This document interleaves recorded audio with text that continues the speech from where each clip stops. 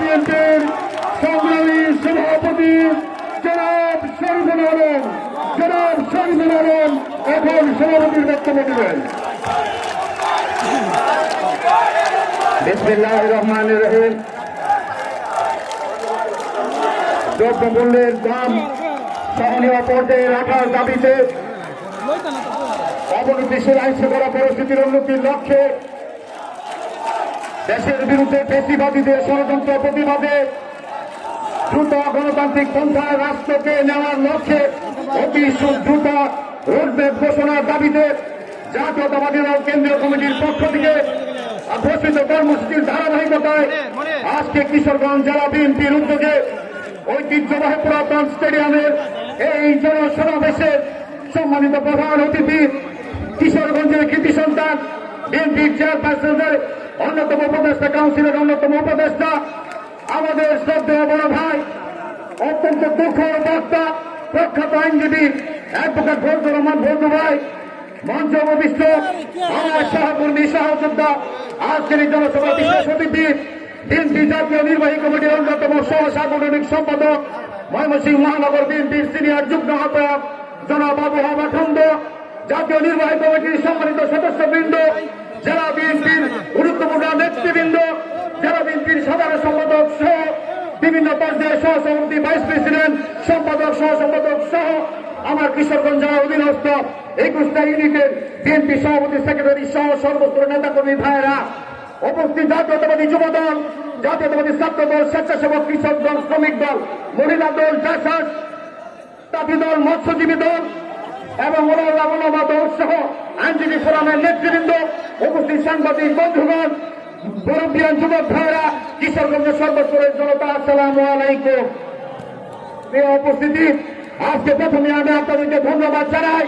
দীর্ঘদিন পর স্বৈরাচার মুক্ত বাংলাদেশে আজকে কিশোরগঞ্জের পুরাতন স্টেডিয়ামে জেলা বিএনপি ঘোষিত একটি জনসভাকে রূপান্তরিত করার জন্য আপনাদেরকে অভিনন্দন জানাই। প্রিয় নেতৃবৃন্দ, ধন্যবাদ জানাই আজকের কিশোরগঞ্জ জেলার আমার 21টা ইউনিটের নেতা কর্মীদেরকে, যুবদল, ছাত্রদল, স্বেচ্ছাসেবক কৃষক দল, শ্রমিক দল, যাদের কথা না বললেই নয়।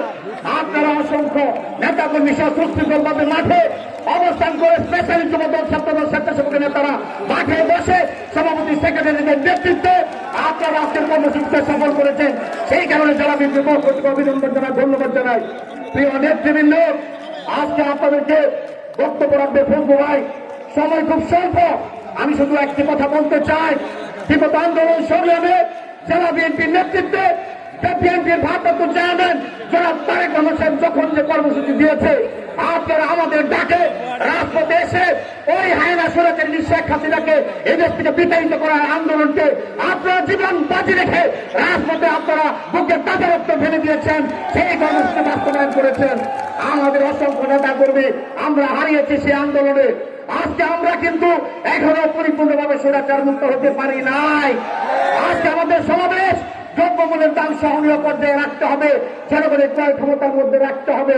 এখনো আমরা সেই কাঙ্ক্ষিত দ্রব্যমূল্যের দাম এখনো জনগণের ক্রয় ক্ষমতার মধ্যে রাখতে পারি নাই। আমাদের দাবি অবনতিশীল আইন শৃঙ্খলা পরিস্থিতি যেরকম উন্নত হওয়া দরকার, এখনো সেই পরিস্থিতি উন্নতির পর্যায়ে আমরা যেতে পারি নাই। আমাদের দাবি ওই ফ্যাসিস্ট স্বৈরাচারের দূষণরা এখনো রাষ্ট্রের বিরুদ্ধে, সরকারের বিরুদ্ধে, দেশের গণতন্ত্রের পন্থায় যে ফিরে যাওয়ার প্রক্রিয়া চলছে সেটাকে বাধাগ্রস্ত করার জন্য ষড়যন্ত্র করছে। আজকে আমরা বলতে চাই ওই দূষণদেরকে, আজকে যারা আমার মায়ের মুখ খালি করেছে, যারা আমার বোনের মুখ খালি করেছে, যারা আমার ভাইয়ের রক্ত জড়িয়েছে পিছদালা রাজপথে, যারা আমাদেরকে মামলা দিয়ে হামলা দিয়ে অত্যাচার জুলুম করেছে, এদেশের মানুষের উপর জগদ্দল পাথরের মতো চেপে বসেছে, ওই স্বৈরাচারী হাসিনা সহ তার দূষণরা বাংলাদেশের মাটিতে আর কোনদিন ঠাঁই পাবে না, ঠাঁই পাবে না। সজাগ থাকবেন, ঐক্যবদ্ধ থাকবেন। আমাদের সংগ্রাম, আমাদের যুদ্ধ এখনো শেষ হয়ে যায় নাই।